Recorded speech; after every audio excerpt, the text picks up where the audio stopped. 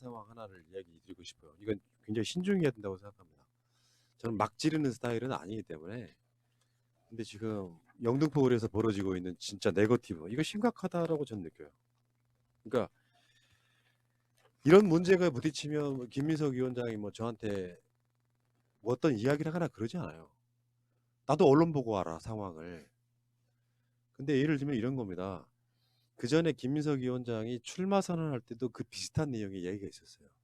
영등포을이 굉장히 네거티브가 심각하다. 일단 첫 번째 질문. 네거티브는 어떤 쪽에서 할까요? 쫄리는 쪽에서. 그렇죠. 밀리는 쪽에서 하는 거죠. 그러니까 네거티브가 정책이 없는 쪽에서. 사실. 네거티브가 정기 어떤 경선 때부터 시작되기 시작하면요 시너지가 절대 안 나죠. 네거티브를 건 쪽에서 만약에 경선을 지게 되면 경선에서 올라간 후보는 본선에 가가지고 굉장히 경쟁력이 떨어져요. 그러니까 오죽했으면 김민석 위원장이 경선 시범직으로 지정하자고 할 정도로 심각했던 모양이에요. 수개월간. 사실 그 지역구는요. 김민석 위원장이 20대 때부터 출마했던 바로 그 지역이에요. 자기 본인 집이 이사 가지도 않고 살고 있는 곳이야. 그 사이에 김민석 위원장은 사실 2002년에 어떤 사건으로 인해서 사실상 정치 활동 좀 힘들었던 부분인데 여기서 진짜 왜 네거티브를 하는지 설명을 다시 한번 해드리겠습니다. 방송을 수도 없이 하겠지만 여러분들이 예전에 새날 이야기는 뭐 할 필요도 없어. 지금 4년째 김민석 위원장 나오고 있는 부분은 난 설명할 필요도 없다고 생각해요. 예전에 혹시 다스베이다의 김민석 위원장 나갔던 거 혹시 기억하실지 모르겠습니다. 그러니까 김민석 위원장은 사실 역사의 가장 피해자입니다. 뭘 모르는 새끼들이 무슨 저기 포털에 댓글 달고 보면 무슨 철새 이야기하고 그러는데 작심하고 말씀 좀 드릴게요. 다시 한번 말씀드릴게요. 그 당시 상황을 모르는 것들이 왜 수십 년 동안 18년 20년 가까운 시간 동안 상대방 하나를 바보를 만들어 놓고 합니까? 잘 봐요. 기억들 하시겠지만 노무현 후보가 당 경선에서 워낙에 비주류여서 일단 후보가 되긴 됐는데 그 당시만 해도 후보를 굉장히 일찍 뽑았어요. 상반기 뽑았다고. 그 대선은 12월 달에 있는데 그러니까 지지율이 계속 떨어지고 있는 상황이었고 민주당 내에서도 엄청 흔들기를 했었죠. 그래서 그 당시가 2002년도 월드컵이 있던 시기예요. 그러니까 월드컵 붐이 일기 시작하면서 정몽준이라는 새로운 주자가 떠오른 상황이죠. 민주당 내에서는 후단협이라는 게 결성이 돼요. 그러니까 말은 후보 단일화이긴 한데 기득권에 있던 기존의 국회의원들이 노무현 후보를 흔들었던 시기라고요. 맞죠. 근데 그 상황에서 김민석의 당시 위치를 알아야 돼요. 김대중 총재, 대통령의 비서실장, 그러니까 청와대 비서실장이 아니고 당 총재 비서실장 그런 역할을 하면서 민주당의 최고 주류였단 말이에요. 핵심 주류였다고. 근데 노무현 후보의 지지율은 떨어지면서 정몽준 후보하고의 지지율이 사실상 차별화가 안 되는 상태에서 양쪽 캠프가 전혀 연락도 하지 않는 상태였다고 합니다. 철새 이야기하는데 알고 좀 짓거렸으면 좋겠어요. 그 당시에 이야기 스토리 다 나오잖아요. 민주당 당시 중진들과 그 굉장히 주류였던 분들과 상의를 거쳐요. 나라도 정몽준 캠프 가서 가교 역할을 하겠다. 그리고 민주당 떠나면서 말을 합니다. 두 후보를 단일화시킨 뒤에 돌아오겠다. 어떤 철새가 어느 날 갑자기 내가 당선시킨 뒤에 그러니까 단일화시킨 뒤에 돌아오겠다고 말하고 떠납니까? 결이 완전히 다르기 때문에 정봉준의 그때 국민통합 20일인가 뭐 그 사람들과 서로 연결고리가 없는 상태예요. 그 상태에서 결국에는 여론조사 방식으로 두 후보를 단일화시키는데 결정적 역할을 한 게 김민석이에요. 여론조사 방식도 노무현 대통령한테 유리하게 했다. 이쪽에 사설이 들어간 거죠. 그러면 김민석이 배신자예요? 아니면 노무현 대통령 당선이 1인자예요? 공로자입니까? 노무현 대통령이 자서전에서도 이야기한 적 있죠. 김민석 의원에 대해서 비친 게 많다고. 그러니까 그런 상황을 잘 모르는 사람들이 마치 최근에 조국 장관 관련해서 사람들이 고정 인식이 돼 있는 것처럼 초기 대응이 잘못돼 가지고 18년 뭐 20년 가까운 시간 동안 배신자 철새라는 소리를 들으면서도 묵묵히 이번 대선 때 선거 대책 상황실의 총책임자였어요.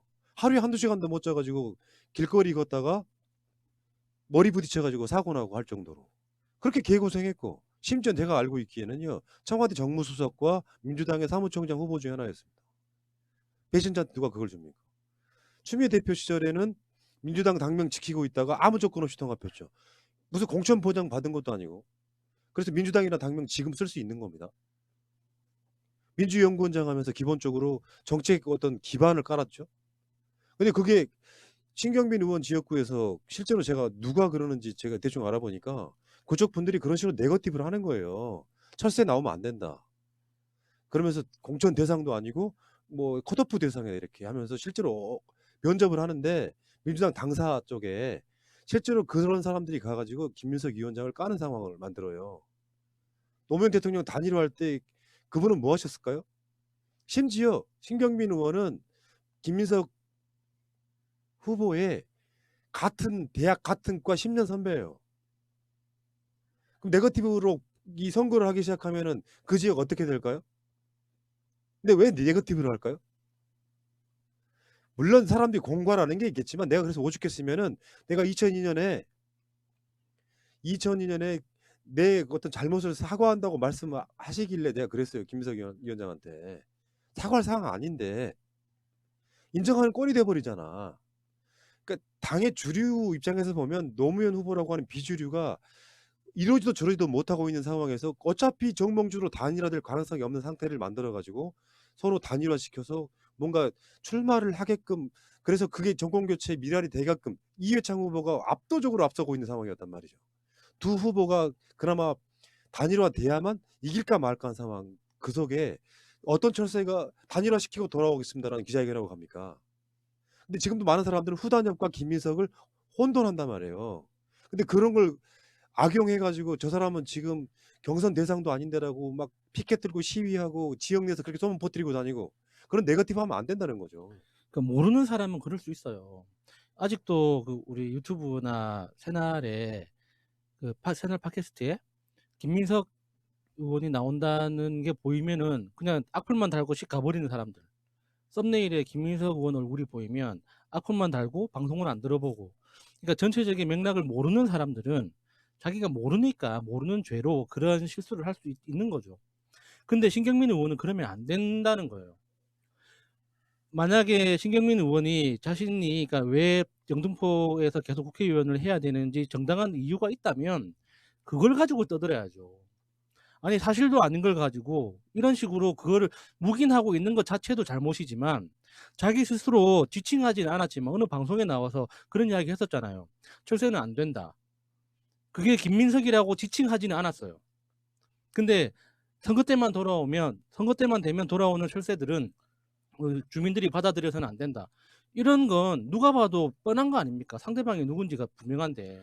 신경민 의원이 네거티브를 할 수밖에 없는 이유는 그 공관위원한테 받은 질문에서 나타나요. 20대 국회에서 왜 그렇게 조용히 지냈냐. 신경민 의원님이 이 방송을 듣고 계신다면 제가 한 말씀만 드리고 싶어요. 저는 신경민 의원님이 누구지 몰라요. 그러니까 자기가 한 일이 없으니까 내세울 게 없으니까 네거티브밖에 할 수 없는데 제가 의원님께 정말 말씀드린다면 네거티브는 선거에 절대 이길 수 없습니다. 내 말이요. 그러니까 예. 내가 웬만한 민주당 분들 비판 안 하려고 노력하는데 좀 상황이 굉장히 심각하더라고요. 그러니까 그것도 같은 대학의 같은 과의 10년 후배라고 생각하면 모범을 보이셔야지. 그렇게 생채기가 나버리면요 그 지역 지는 거예요. 정말로 국민들 유권자들한테 희망을 줘야 돼요. 김민석 위원장을 지지하시는 분들이 신경미 돋겠어요? 그러니까요. 그러면 안 된다고. 누가 올라가든 간에 그런 식으로 경선하면 무조건 그 지역은 지는 거라고. 정동영이 이명박한테 참패를 하고 나서 나중에 분석을 했을 때 참패한 원인을 두 가지로 꼽았어요. 하나는 너무 쫄아 있었다. 그리고 또 하나는 이명박을 떨어뜨리는데 주력을 하다 보니까 정말로 제대로 된 정책이라든지 이런 게 사람들 머릿속에 하나도 안 남아 있는 거예요. 정말로 이명박은 말 그대로 이미지라도 부자가 될 것 같은 부자를 만들어줄 것 같은 이미지라도 만들었는데 근데 거기에 비해서 정동영이라든지 다른 후보들은 그런 역할들을 제대로 못한 거예요. 네거티브로는 선거를 상대방을 떨어뜨릴 수 있을지 몰라도 내가 당선되기는 못해요. 맞아요. 예. 굉장히 중요합니다. 저도 그 김민석 그 위원장 어디서 만났냐면 민주연구원장 할 때 있잖아요. 있죠? 민주당 연구소 원장일 때 대구에 내려온 적이 있어요. 그러니까 그분이 대구에 그러니까 민주연구원장으로 역할을 할 때 그냥 저는 그 행사할 때 갔는데 그냥 와서 그냥 자기 이야기만 갈 거라 생각했지만 거기 있는 사람들 이야기를 다 듣는 거예요. 뭐가 필요하고 지방이 뭐가 필요하고 우리 민주연구원은 뭔 사업을 할 거고 그런 것들이 이야기 들을 때 저 사람 뭐지? 진짜 그러니까 공부나 그런 말하는 거 보면 와. 그러니까 저는 거기서 그분의 매력을 좀 느꼈거든요. 지방까지 내려와가지고 교육을 계속하고 하는 거에 대해서 참 긍정적이었고 참 훌륭하다고 생각을 했었어요. 근데 그분이 계속 저는 좀 그런 대접은 안 받았으면 하는 예, 바람이거든요. 그러니까 그 굉장히 네. 나름대로 이렇게 묵묵하게 헌신한 사람인데요. 예. 오죽했으면 지금 민주당에서 그 공지가 하나 나왔어요. 중앙당 공직선거 후보자 추천관리위원회에서 알려드립니다. 최근 후보자 간 상호 비방, 인신공격, 가짜뉴스, 허위사실 유포, 고소고발을 남발하는 행위가 발생하고 있으며 이로 인해 우리 당 후보의 본선 경쟁력에 악영향을 미치고 있습니다. 중앙당 공천관리위원회는 이와 같은 행위는 당내 결속을 저해하고 당 경쟁력에 악영향을 주는 행위로 규정하고 향후 공천 과정에서 공천 배제, 후보자 심사 감점 등의 불이익을 받을 수 있음을 엄중 경고합니다. 무분별한 네거티브로 상호 간의 본선 경쟁력 상실과 공천 과정에서 불이익을 받지 않도록 주의 바랍니다. 더불어민주당 공직선거 후보자 추천관리위원회 이렇게 공지가 뜰 정도 상황인데 다 모든 지역이 그렇다는 건 아니고 지금 그 대표적인 것이 공교롭게도 지금 영등포 을이 됐는데 나는 이렇게 생각해요. 정치 오래 하시고 정치에 대한 가치관은 그런 거라고 생각합니다. 내가 만약에 선거에 나갔다면 꼴 보기 싫은 게 있겠지. 상대방 내 경쟁 후보인데 꼴 보기 싫은 게 있겠지. 그러면 그거를 사실이 아닌 걸로 이미지화 시켜가지고 저놈은 철새야 나쁜 놈 하는 것보다 그간 고생 많이 했다. 민주당 지금 문재인 정부 들어서도 굉장히 고생 많이 했다. 민주연구원장도 맡았고 그리고 그 후에 일본과의 무역 전쟁에서는 또 일본 관련한 그 특위 여러분들 기억하시겠지만 김민석 위원장이 예초에 그 일본 관련한 무대에 올라가서 연설하는 걸 사람들이 반하기 시작해서 검찰 개혁까지 그 맞습니다. 수려한 연설들을 보셨잖아요. 그러면 고생했다. 같이 좋은 경쟁 해보자라고 자기 측근들이 어떤 네거티브를 실시할 때 김민석 철새니까 잘 모르는 사람들이 포털에서 나 댓글 다는 철새에 대해서는 그냥 그런가 보다라고 인식을 하는데 상황 너무나 잘 알고 있잖아요. 사실은 노무현 대통령 당선의 1등 공로자라니까요. 역사는 어떻게 뒤집어 보면 어떤 사람은 가해자가 피해자가 되고 피해자가 가해자가 되고 어떤 사람은 진짜 좋은 사람이 나쁜 사람이 되고 그런 거 아닙니까? 그렇죠. 김민석의 가장 단점이 뭔지 아세요? 이런 걸 변명을 안 한다는 거야. 그냥 사람이 그냥 수더분하게 좋아요. 그냥 에휴 언젠간 알아주겠지. 절대 안 알아줘. 내가 결백하다는 걸 말하지 않으면 누가 알아주는 게 아니라니까요. 적극적으로 이야기를 해야지. 근데 그 다스베이더의 김민석 위원장 예전에 나왔던 거 한번 보세요. 상황 들어보면 되게 그 불쌍히 어떻게 보면 뭐 알고 있는 사람들 입장에서는 그거를 철새가 우리 지역에 들어오면 안 되네 만에 이런 식의 악선전 퍼뜨리면 안 되고 그 대학교 진짜 10년 후 선배나 되는 분이시라고 하면은 거기다 대놓고 진짜 고생했다 돌아왔으니까 선의 경쟁 해보자 하면 얼마나 좋아요. 그러면 누가 되건 간에 본선의 경쟁력이 생기는 거 아니에요. 오죽했으면 황교안이 거기다 여론조사를 돌렸겠어요. 스티커. 지금 당장 최근에 벌어진 일이 아니라고. 김민석 위원장이 출마를 영등포에 선언하는 순간부터 네거티브가 돌기 시작하는 거야. 정치자금법 위반도 나오는데요. 거기 상황 또 들어오면 기가 막혀요. 그런 상황들을 갖고 가서 저 사람은 안 되면서 면접 보는데 자기 지역구 사람 와가지고 김민석 뭐 절대 안 돼 하면서 서로 시위하고 자빠졌어. 이러시면 안 되는 겁니다. 예를 들면 내가 신경민 의원의 단점 같은 거를 말도 안 되는 걸 끄집어 와서 방송으로 네거티브 하면 좋겠어요? 그러니까 지금 신경민 의원이 이제 두 번째 국회의원 임기를 하고 있는 건데 첫 임기 할 때는 초선 의원 시절에는 언론에 여러 가지 활동도 많이 했고 회자가 많이 됐습니다. 왜냐하면 신경민 의원이 이게 목소리도 굉장히 좋고 이제 언론인 출신이다 보니까 하여튼 그 TV나 이제 영상 매체에 나왔을 때 뭔가 그림이 나오는 사람이에요. 그래서 여러 매체에서 이제 굉장히 이게 많이 불렀었거든요. 근데 이상하게 이번 국회 때는 사람들이 이제 모르는 게 기억에서 잊혀져 버렸어요. 묻고 싶은 거지. 4년 동안 뭐 했냐고. 아니, 4년 동안 뭐 하고 있다가 이제 와가지고 지역의 적폐와 철새들이 다 좀비로 태어나서 민주당의 지지 기반을 갉아먹고 신뢰를 떨어뜨리고 있다. 여기에서 하고 싶은 이야기가 뭡니까?